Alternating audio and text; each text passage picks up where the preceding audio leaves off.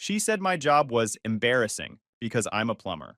While she was unemployed for 2 years, her MBA doesn't fix toilets, but my embarrassing job paid her student loans. Not anymore. Though, all right, Reddit, buckle up, because this story is about to piss you off on my behalf. My ex-fiancée told me my job as a plumber was embarrassing, while she sat unemployed on my couch for 2 years with her fancy MBA that apparently qualifies you to do absolutely nothing except judge the guy paying all your bills. This happened 3 months ago, and I'm still processing the audacity. I'm Jake, 29 years old, licensed master plumber, running my own small plumbing business here in Pennsylvania. Started as an apprentice right out of high school while everyone else was taking out massive loans to get degrees they'd never use.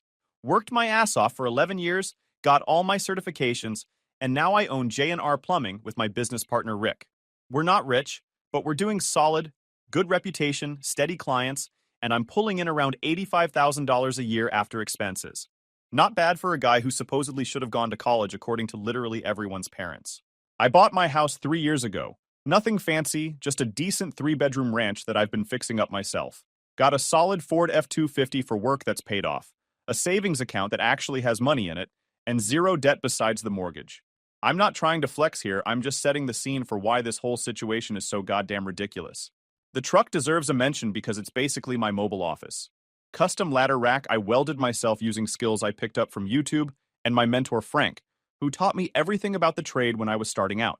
The storage system is something I'm genuinely proud of. Built-in aluminum drawers on heavy-duty slides, everything organized by job type.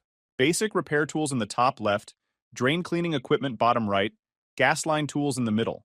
There's even a small workbench area where I can cut and thread pipe on site instead of making multiple trips.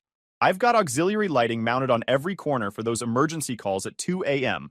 when someone's basement is flooding and they're standing ankle-deep in sewage, wondering if their insurance covers this. Spoiler, it usually doesn't, but I work with people on payment plans because I'm not a monster. The equipment inside is worth about $15,000.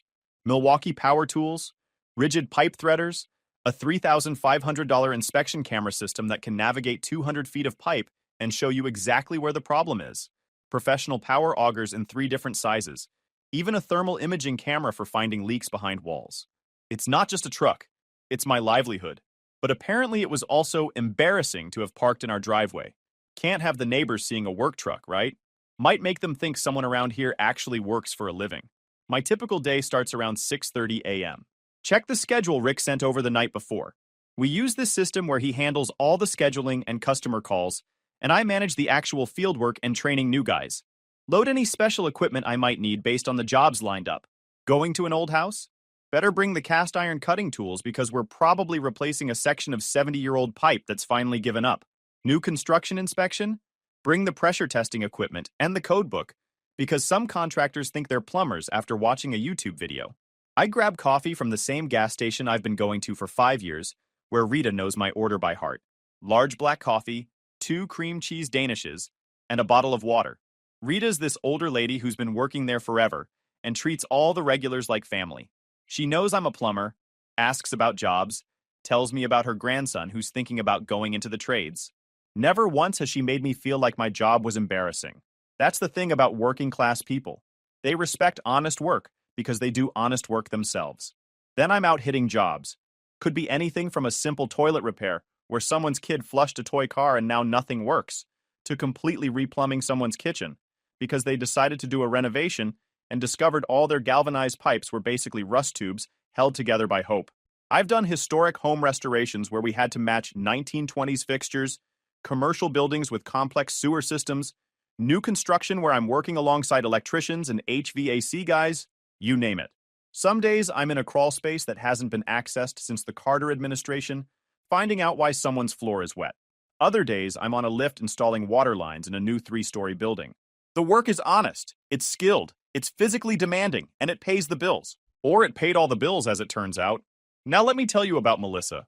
We met 4 years ago at my buddy Connor's wedding.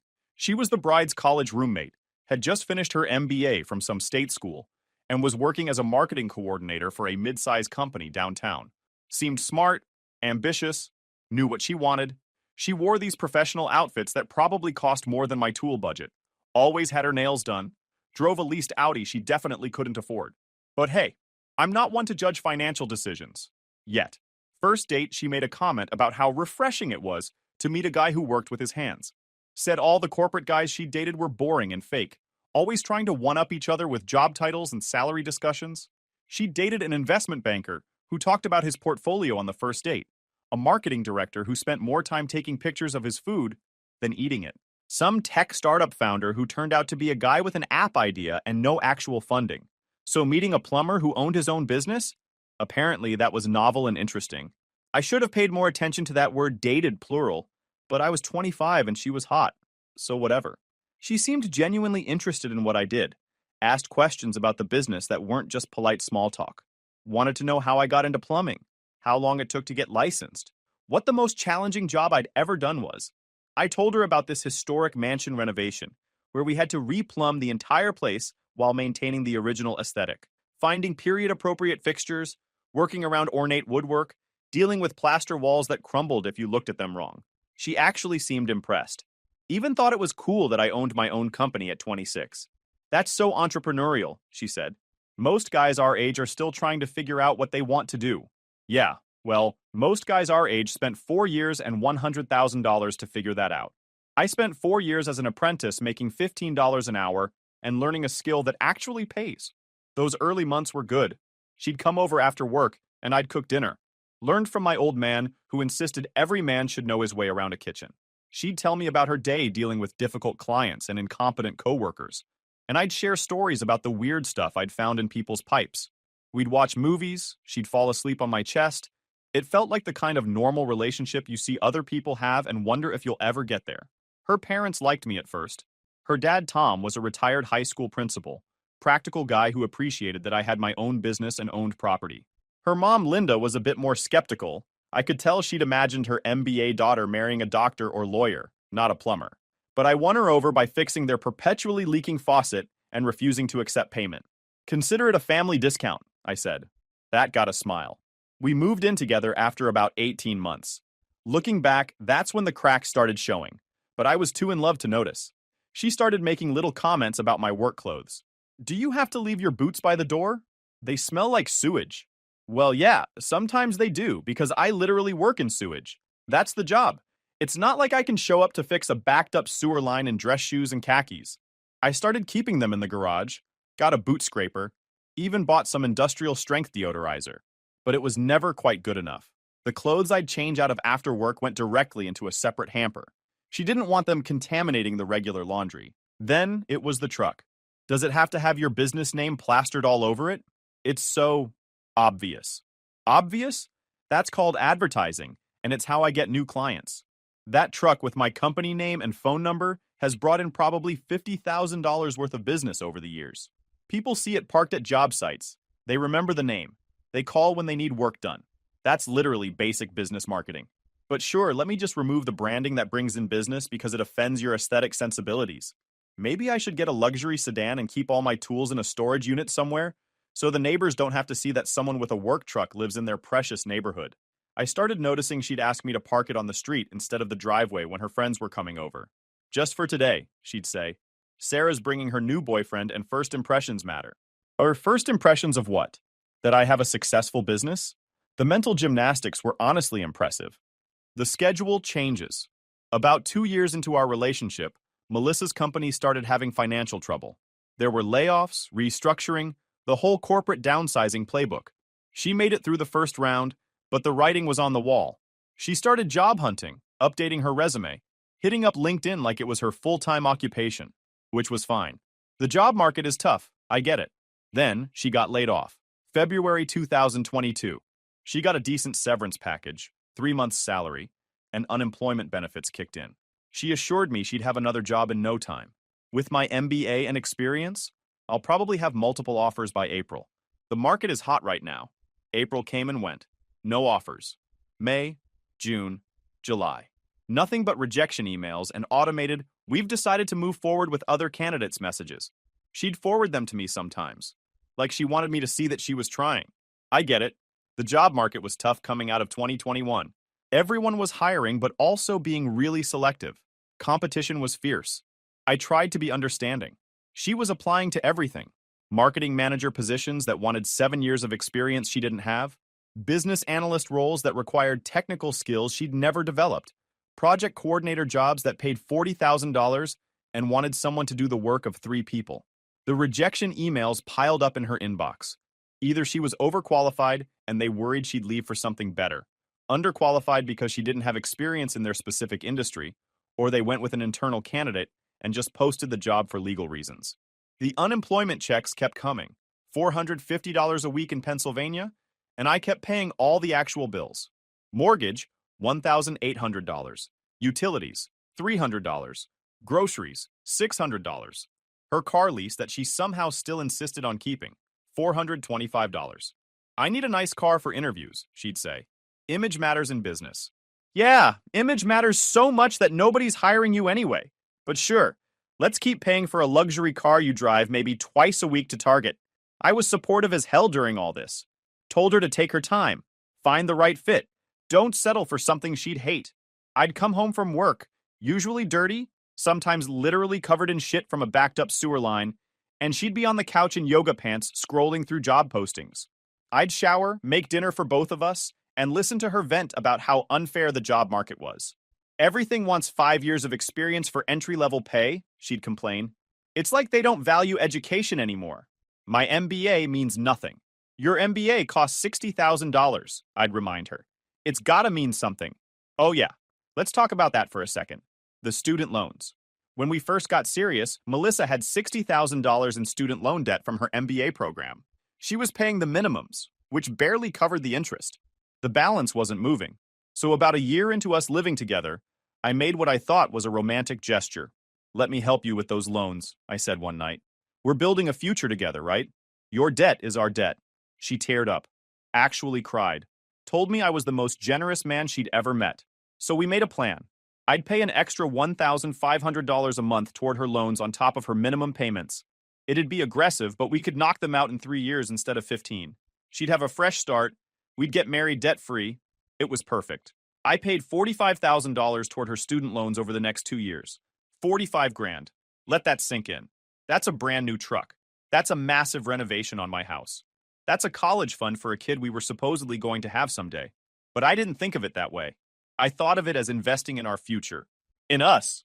The final payment went through in January 2023. We celebrated with dinner at her favorite steakhouse, which I also paid for, obviously. She posted about being debt-free on social media with the caption, "Finally free from student loans. Dreams are possible." Notice she didn't mention who paid for those dreams. But whatever, I'm not the type to need public credit for being a decent partner. That's the thing that kills me looking back. She had no problem enjoying the benefits of my embarrassing job when it was making her loans disappear. The attitude shift. After the loans were paid off, something changed. The mask started slipping. Instead of being grateful or motivated to find work, Melissa got entitled. She started sleeping in until 10 or 11 a.m. When I'd leave for work at 6:30, she'd be dead asleep. When I'd come home at 5 p.m., she'd be watching reality TV in the same spot she'd probably been in all day. How'd the job hunt go today? I'd ask, genuinely curious. I sent out a few applications. The market's really tough right now. A few applications. That was her full-time job, apparently. Meanwhile, I'm running a business, managing employees, doing actual plumbing work because we're short-staffed, handling invoicing and scheduling, and somehow still finding time to grocery shop and cook dinner. The comments about my work got more frequent and more pointed. I'd come home and she'd wrinkle her nose. Did you shower at the job site? You can't just come in here like that. I'd been called out to an emergency burst pipe at a restaurant. Sorry, I didn't have time to hit the spa first. Maybe you should hire more guys so you don't have to do the actual plumbing anymore. You know, just manage the business. We can't afford to hire right now, and I'm not going to stop doing the work I built this business on. It's just, you're almost 30. Shouldn't you be past the manual labor phase? That one stung. Past the manual labor phase? Like my job had an expiration date? Like there was something shameful about being a skilled tradesman? But here's the real kicker. She started getting embarrassed about what I did. Her friends would ask what I do for work, and she'd get this tight smile and say, "He owns a small business." If they asked what kind of business, she'd go, "Service industry," and quickly change the subject. Service industry. Like I was a waiter. Not that there's anything wrong with being a waiter, but why couldn't she just say, "He's a plumber"? One time, we ran into her former coworkers at a restaurant. They asked what I did, and before I could answer, Melissa jumped in with, Jake's in residential and commercial property management. I just stared at her. Property management? I fix toilets, I don't manage properties. On the drive home, I called her out. Property management? Really? I just thought it sounded better. Better than what? You know what I mean, but Plumber has a certain connotation. Yeah, the connotation that I have a skilled trade and make good money. What's embarrassing about that? It's not embarrassing, it's just, never mind. But it wasn't never mind. It was the beginning of the end. I just didn't know it yet. The turning point. By March 2023, Melissa had been unemployed for a full year. The unemployment benefits had run out months ago. She was contributing exactly $0 to our household. I was paying for everything. Her car lease, her phone bill, her health insurance through the marketplace since she wasn't working, groceries, utilities, all of it. I didn't even want to calculate how much it was costing me per month, but it was easily an extra $2,000. My business partner Rick started noticing I was stretched thin. Dude, you okay? You seem stressed. Just some stuff at home. Melissa's still looking for work. Still? It's been like a year, hasn't it? Yeah, that's rough, man. But hey, at least you've got your business to fall back on, right? If only he knew that my business, my embarrassing career, was the only thing keeping us afloat. Things came to a head in May. My high school buddy Derek was getting married, and I was invited to the bachelor party. Weekend trip to a cabin in the Poconos. Nothing crazy. Just grilling out, playing poker, hiking, the usual guy stuff. I was actually looking forward to it. I hadn't had a break in months. 2 weeks before the trip, Melissa drops this bomb. I don't think you should go to Derek's bachelor party. Why not? I already RSVP'd and paid my share for the cabin. It just doesn't look good. What if someone asks me what you're doing that weekend and I have to say you're at a bachelor party? It's juvenile. It's a normal thing that people do when their friends get married. You went to bachelorette parties. That was when I had a job. It's different now.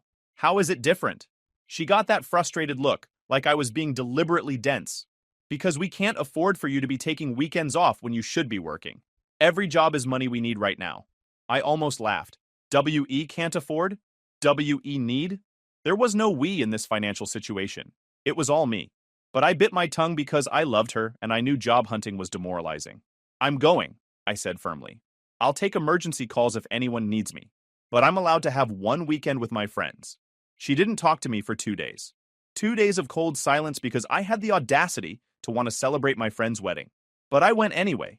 And you know what? It was the first time in months I actually felt like myself. Just hanging out with guys who weren't judging me for my career choice, who thought it was cool that I ran my own business, who asked for advice about their own plumbing problems without making it seem like I was beneath them. Derek actually pulled me aside on the last day. Hey man, not to pry, but is everything cool with you and Melissa? You seem different, more tense. It's fine, just working through some stuff. If you ever need to talk, I'm here. Don't lose yourself trying to make someone else happy, you know? I should have listened to him. The final straw. It was early June, a brutally hot Saturday. I'd been up since 5 a.m. dealing with an emergency call, a mainline backup at a small apartment building.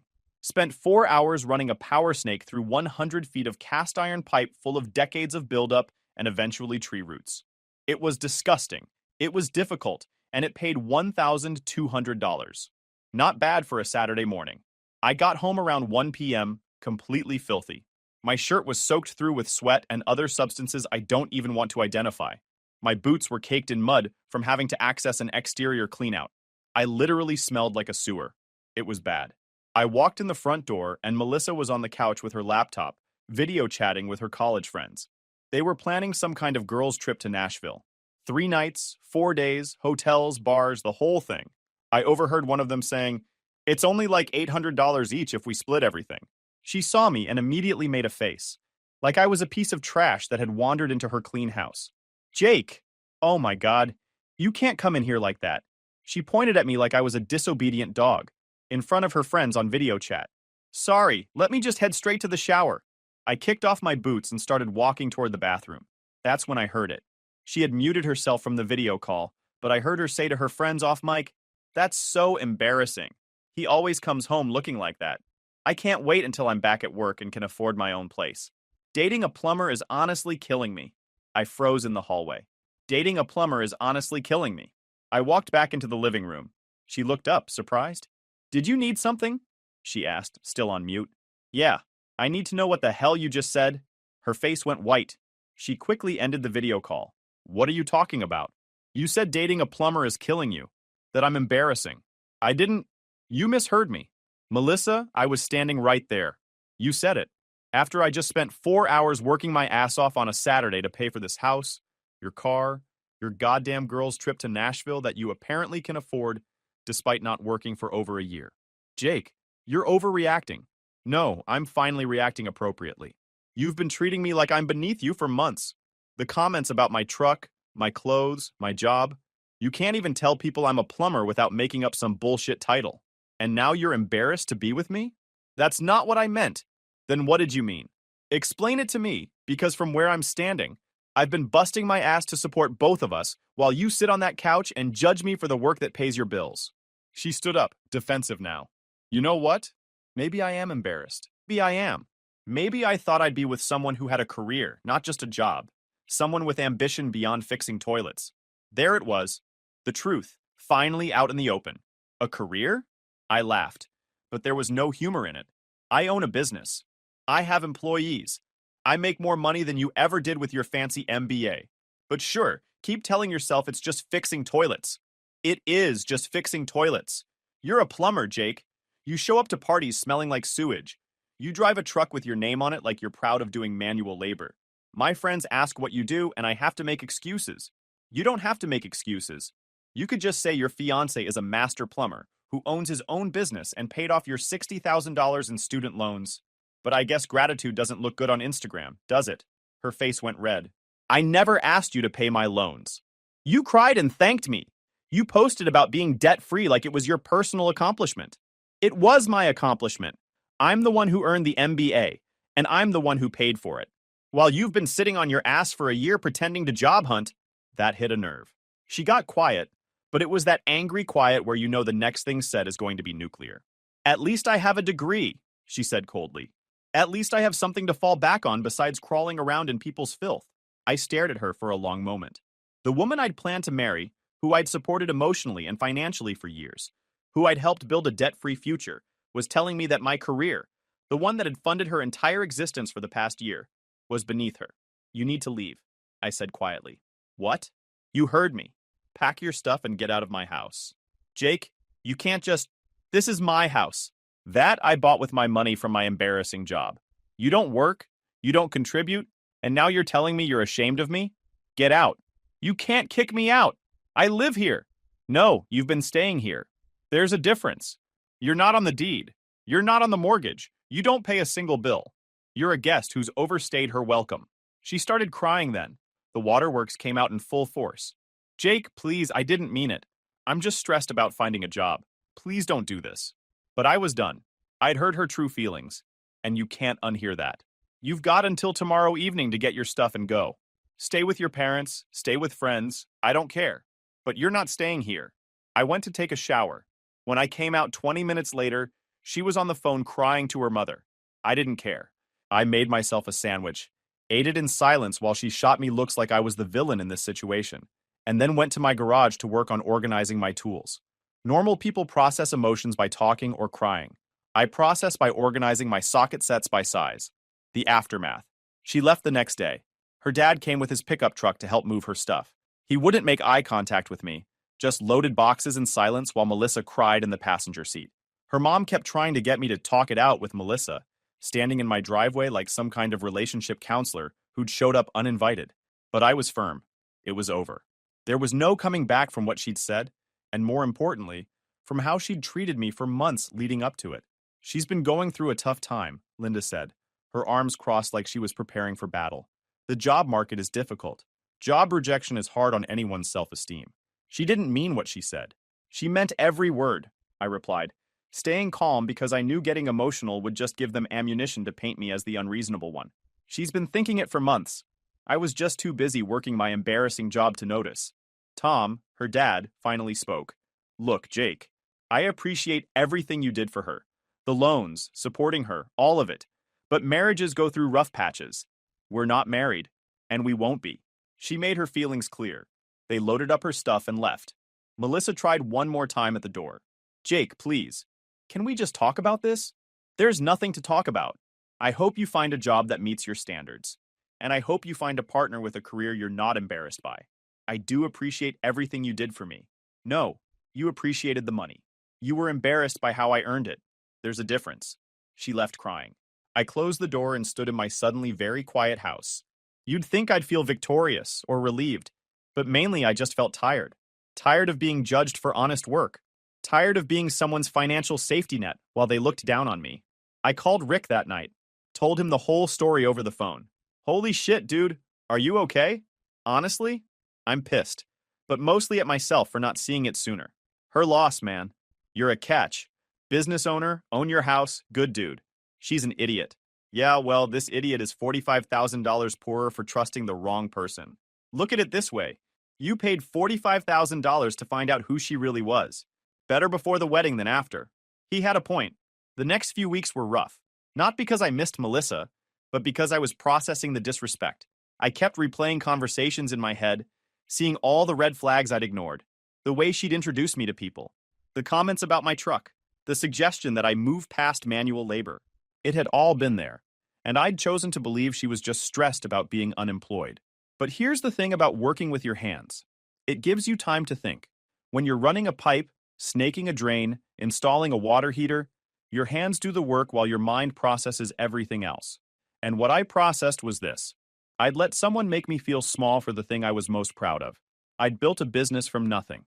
Started with a truck, some basic tools, and a willingness to outwork everyone else. 11 years later, I had a reputation, steady clients, a business partner I trusted, and financial stability. That's not something to be embarrassed about.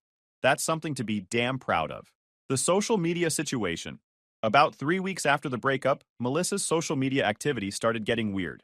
She posted this long thing on Facebook about toxic relationships and financial abuse, and how she was finally free to focus on her career. Several of her friends commented with support, having no idea what actually happened. One of them, Sarah, was actually someone I knew from college. She DM'd me on Facebook. Hey, saw Melissa's post. You okay? That sounded intense. I gave her the short version. The unemployment, the loan payments, the embarrassment about my career, the whole thing. Wait, she wasn't working for 2 years? 13 months, but yeah. And she called your job embarrassing? Yep. Jake, that's insane. You own a business. You're doing great. Apparently not great enough to introduce at parties. Sarah asked if she could share my side with some of their mutual friends. I said sure, why not? The truth was going to come out eventually anyway. Within 48 hours, the narrative had completely flipped. People who'd commented supportive things on Melissa's post were deleting them. Someone even commented, maybe get a job before criticizing someone else's career, which was savage but accurate. Melissa tried to do damage control, posted something about not airing dirty laundry and taking the high road, but it was too late. Everyone knew. Her friends from college, people from her old job, even some of her family members reached out to apologize on her behalf. Her cousin Tyler, who I'd always gotten along with, sent me a message. Dude, I'm sorry. I always thought you were good for her. What she said about your job is messed up. You're a solid guy with a solid career. She's an idiot. The validation felt good. I'm not gonna lie. After months of being treated like my career was something to hide, having people remind me that I was doing just fine was exactly what I needed. Moving forward. It's been 3 months now since I kicked Melissa out. I've had time to reflect on everything, and here's what I've learned. Never ever let someone make you feel small for honest work. Whether you're a plumber, an electrician, a teacher, a cashier, whatever, if you're working hard and paying your bills, you've got nothing to be ashamed of. The person who should be embarrassed is the one sitting on a couch for over a year while judging the person paying all the bills. I also learned that paying off someone's debt doesn't obligate them to respect you, unfortunately. That $45,000 was supposed to be an investment in our future together. Instead, it was tuition for the hardest lesson I've ever learned about who someone really is when they think you're not good enough. The business is doing better than ever. Rick and I picked up 2 major commercial contracts. We're hiring another guy next month. I'm actually looking at buying a second truck. The embarrassing career that Melissa looked down on is setting me up for a pretty solid future. As for Melissa, last I heard from mutual friends, she finally got a job. Marketing coordinator at a small startup, making about $45,000 a year. She's back in her parents' basement because she can't afford her own place yet. The Audi got repossessed because she couldn't keep up the lease payments without my money covering her ass.